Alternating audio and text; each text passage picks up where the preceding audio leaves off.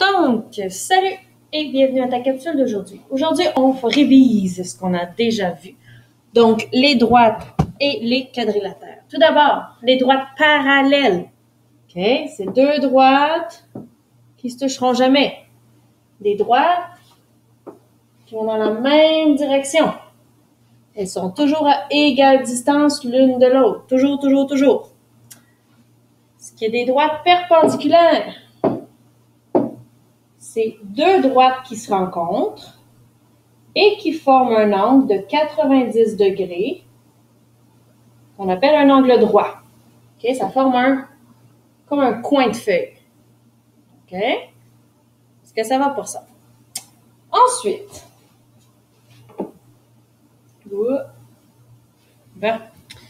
la feuille va trop loin.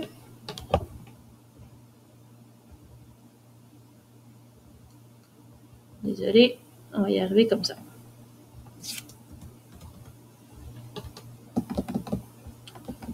Là, ensuite, ici, là, on a différentes figures planes.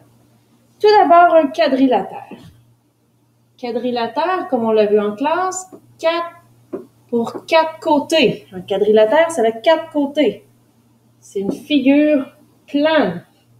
Elle est fermée. 4 côtés. C'est très important. Ensuite, les losanges ont 4 côtés. Les trapèzes, les parallélogrammes.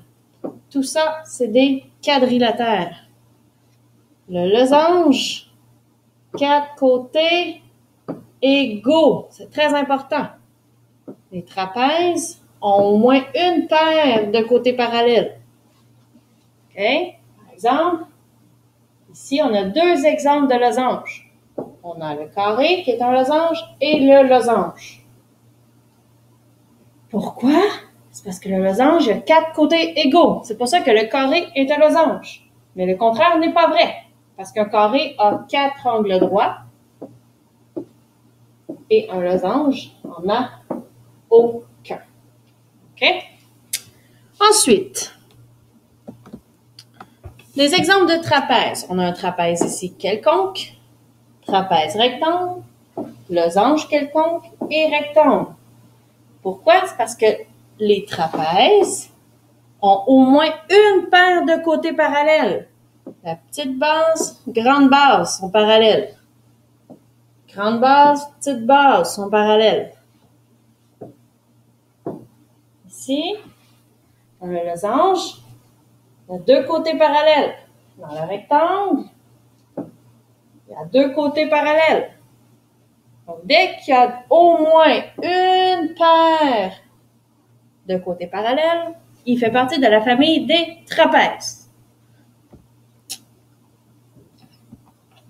Quand je veux dire un parallélogramme, un parallélogramme sont des quadrilatères qui ont deux paires de côtés parallèles. Donc, une paire ici et une paire ici. Il y en a deux paires. Le carré, il y a une paire comme ça, puis une autre paire comme ça. Deux paires de côtés parallèles. Une comme ça, le rectangle, et deux comme ça. Deux paires de côtés parallèles. Le losange, il y en a une paire comme ça, et une autre paire comme ça. Ça veut dire que ça fait deux paires de côtés parallèles. Donc, un parallélogramme, pour que la forme, la figure plane, fasse partie de la famille des parallélogrammes, il doit avoir deux paires de côtés parallèles. Donc, des lignes, des droites qui ne se toucheront jamais. Je continue. Polygone. Polygone, c'est la très grande famille des figures planes. Polygone, tout d'abord, c'est une ligne brisée qui relie des points. Ces points sont les sommets du polygone. Chaque segment, chaque ligne, si on veut, de la ligne brisée est un côté du polygone. Donc, par exemple, ici, on a 3 points. Et il y a des lignes brisées qui relient ces 3 points-là. Donc, un triangle est un polygone à 3 côtés. Les points, on appelle ça des sommets, et les lignes, on appelle ça des côtés. Le trapèze, on dit que c'est un polygone à 4 côtés. On a 4 sommets. Et on a 4 lignes brisées qui les relient. Je continue. Voici ce qui n'est pas. C'est pas des polygones, mais ce n'est pas des polygones.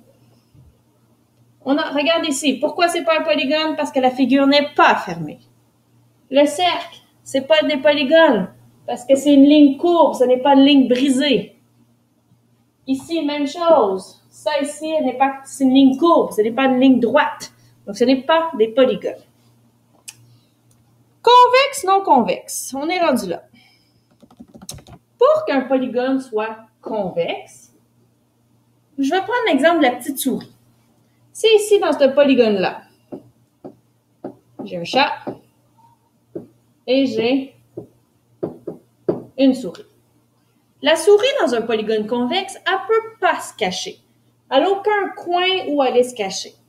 Donc, un polygone convexe, c'est si on peut relier ses sommets 2 à 2 par un segment sans jamais passer à l'extérieur de la figure.